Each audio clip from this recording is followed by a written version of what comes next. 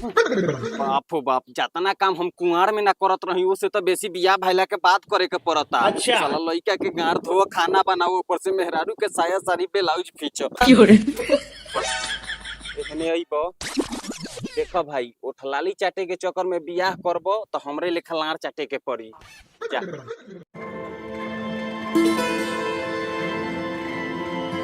का रे साला मेहरारू के मालिश करेला मौका मरद जा साले तोरो जिंदगी चूल्हा हाड़िया साया साड़िए में बीत जाई। बनही बता हमरा खानी मरद बनो। साले हमर कान भरता रख जाके अपना मौगी के मारी पिटिया करिया त हमरा उमे के मरद नइखे बने के। जब मेहरारू से मिले ला रात वाला प्यार तो हो जाला सब दर्द फरार। तो तोर काहे फाटता गार? ना ना हम तो तोरा के ई समझा के चाहत रहनी हो। ए जी सुनी ना तनी हेने आई।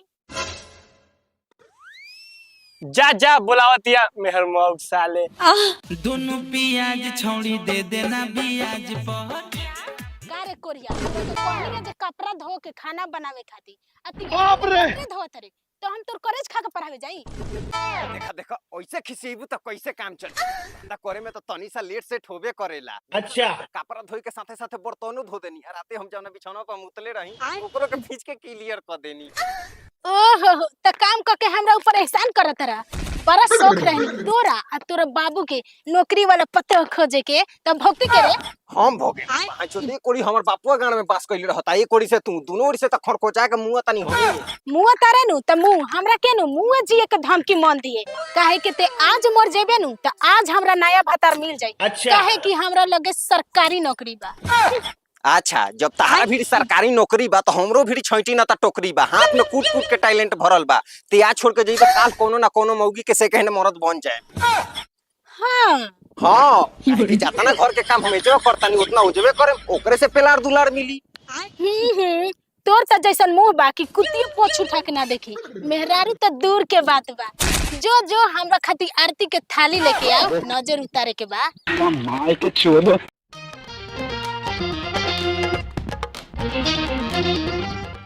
देखा ना आरती के थाली सुबह ही सजा के रख लेनी हो में बिलाई हक देले बिया। तो हमर नजर कैसे उतरी? देखा नजर के बात मत कर काहे से कि पति से बढ़ के दुनिया में कोनो भगवान ना होला। तू हमारा आशीर्वाद ले लो सब नजर कट जाई। अच्छा। सादा सुहागन रह जा। आज सुना आवे से पहले घर के काम के साथे साथे खीर पूरी बन के तैयार हो जाए के चाहिए। माय के चोदो तकबे खीर खइबे ते वो दूध में के खियाम तोरा के जहर खियाम मुंह आए। हम कुछ कहले बैगन अब हमरा कहे के मतलब है कि तू बेफिकर होके पढ़ावे जा। हम जातानी घर के सब काम धंधा करे आ तहरा ला खीर पूरी बना के रखम। तू वही अपना नरम नरम हाथ से गरम गरम खाई है।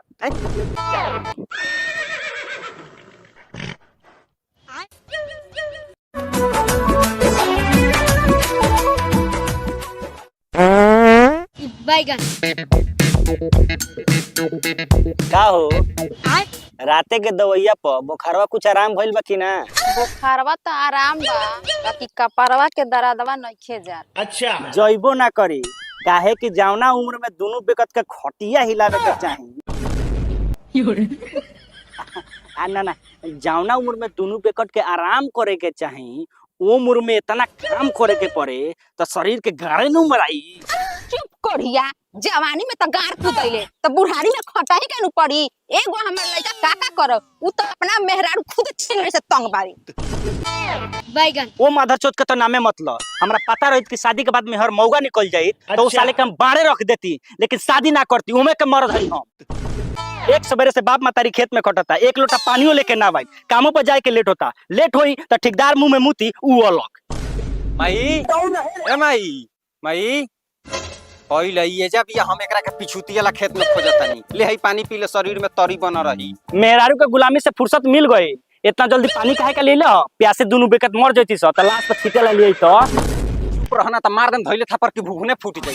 एगो त रोड लईकी से बियाह क देलौ भोसरी निहुरे के नामे नहीं खेले। घर से लेके दुआर तक सब काम हमरे से करावत रही। कातना बढ़िया भगेरुआ के बेटी से प्यार करत रही। इनका से कहनी के ओकरे से हमर बियाह करा दत ना गार से गुली छटकावत रहत।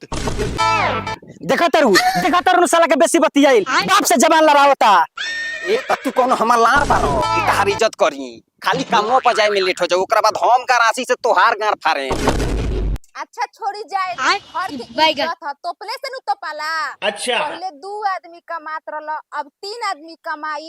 2 गो लइका सब के पढ़ा के 2 पैसा कमाए के चाहतिया त कमाए दी। दिमने के नु बात बा, कमा के घरवे में नु दी। का रे बबू? ना रे बैगन। अब हमका जानी कि केकरा के दी, नैहर दी के अपना कोनो यार के दी, लेकिन अपना हे भातार के ना दी। अच्छा। ऐसा हूँ ओकरा चाल चलन पर हमरा शक होला।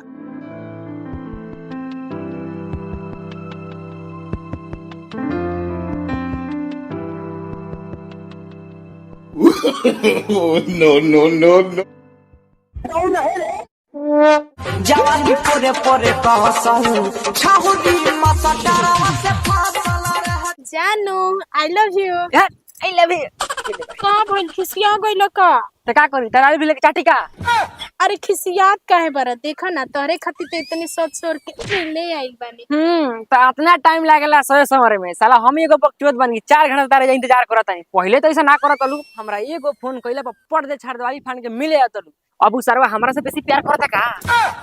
अरे वो कोरिया के का नाम लेता रह? आज ले तो ओकरा से हम अपन देहू नहीं खिचुओ। अरे बाप रे जियो करे जब बड़े तरह का बर्गर खिया के लेके आवत नहीं। लेकिन पैसा तो आ रहा है। ये जब कुंवार में सारा ठेकेदारी के पैसे तोरा लुटा देनी तो अब के पैसा लाने पूछता चल 2 कट्ठा और बेचाई ओही में रूम लियाई ओही में बर्गर खियाई।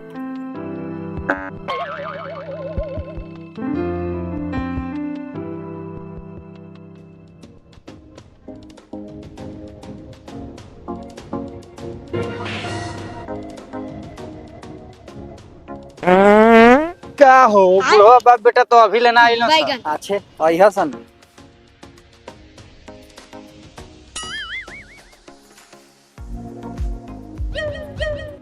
ओके ओके मिस्त्री। अच्छा।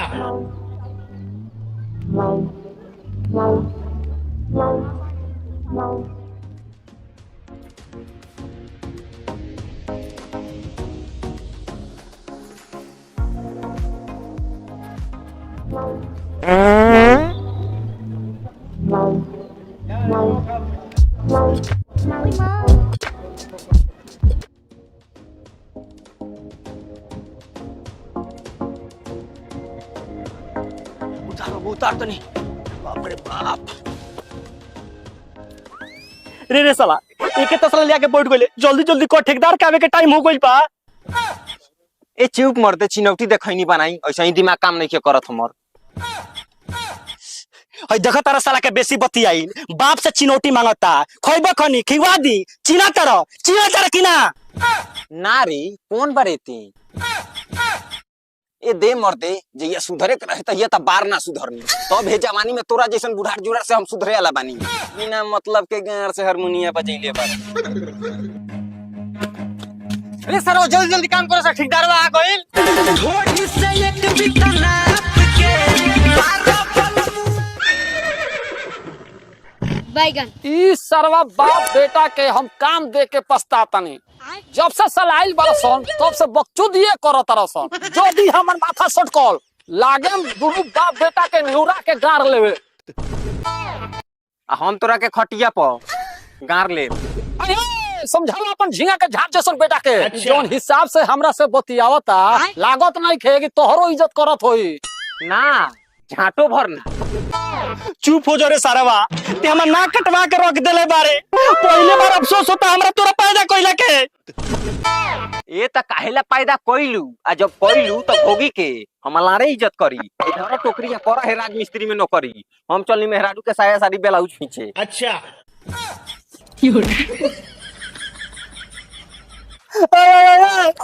रुक ना रे। हाँ बेटी बोला।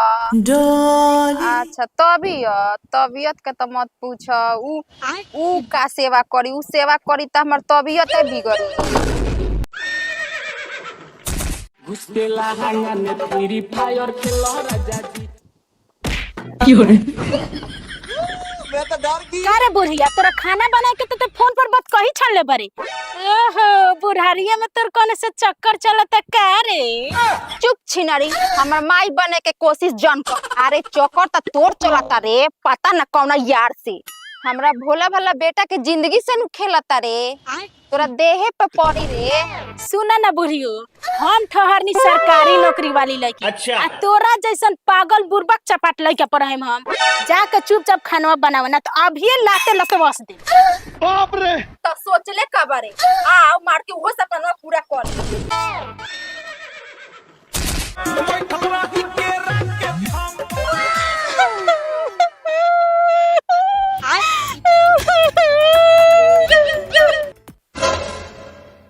आज भर ढेल दा ढोढ़ी जाने छेल दा। टाइम पर चल केंगा ठकदार। अच्छा।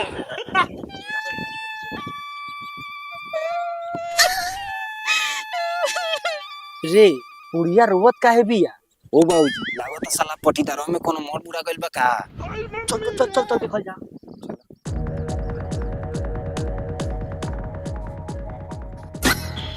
माई ये साचो खानी रोवत रे का रे? कड़िया भाग यहाँ से। अभी तोर मेहरारू मार के गइली अब ते मरबे का। वो तो मुंह लगइबू त का करी? हमरा के लात ना छोड़े ले तो तहरा के कैसे छोड़ दी? मुंह में का बुद बुदाता रे। जौन बोले के बतन खुल के बोल। एमे खोल के का बोले के बा? ओकर आत्मा हिम्मत के हमरा माई के मोरलख ह। अभी जा तनी ओकरा के कुटी कुटी काट के तोरा सामने लिया के परोस देम। बस हमरा के ते रोकी है मत। बैगन चुप मदरचोद। हवा मत बांध, जैसे हम तोरा के जानते नहीं के जइबे घरवा में जाके पतोहिया के गोर नु जाते लगबो।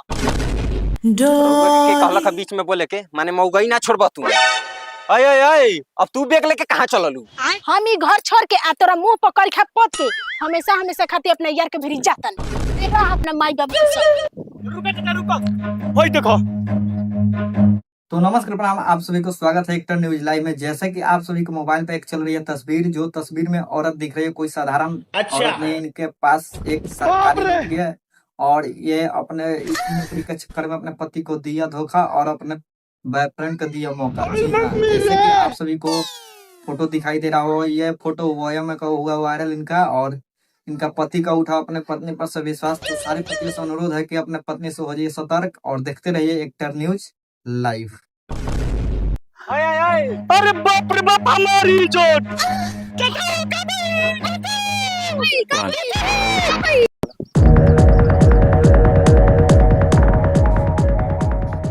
हाँ रोकी रोकी। तो भैया लोग पूरा वीडियो देखनी तो वीडियो कैसन लागल? अगर वीडियो अच्छा लागल होके तो एक लाइक एक कमेंट जरूर करें और चैनल पर पहला बार आयल बानी तो चैनल के सब्सक्राइब कर नहीं भूले के। और अगला वीडियो एहू से जबरदस्त आवे वाला बा तो अपना भाई के सपोर्ट करी लोग। Love you.